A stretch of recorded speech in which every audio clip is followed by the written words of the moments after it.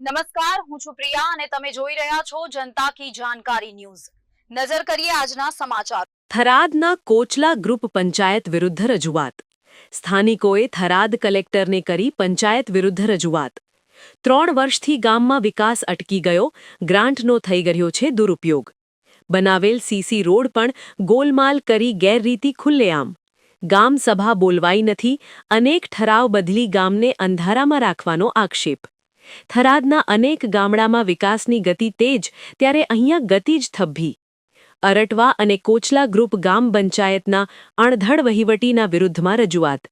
Report ભરત ઠક્કર, ડીસા, બનાસકાંઠા। નમસ્કાર, મારું નામ ચૌધરી મોતીભાઈ દાનાભાઈ છે। હું કોટલા ગામનો રહેવાસી છું। સરકાર શ્રીના જે બી કામો હોય વિકાસના કામો તો આવે છે, પણ અમારા ગામમાં એકદમ એની વિપરીત દિશામાં છે। અમારા ગામમાં સરપંચ શ્રી ગોમતીબેન છે, ઠાકોર ગોમતીબેન, પણ વહીવટ એમના પતિ કરે છે અને તલાટી અને સરપંચ મિલીભગત થઈ અને ખોટા ઠરાવો પણ કરેલા છે।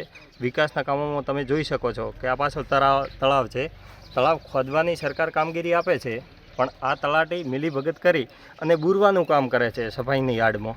અમારા ગામમાં હરેક ગામમાં સરકાર તળાવ ભરવાની યોજના લઈએ છે।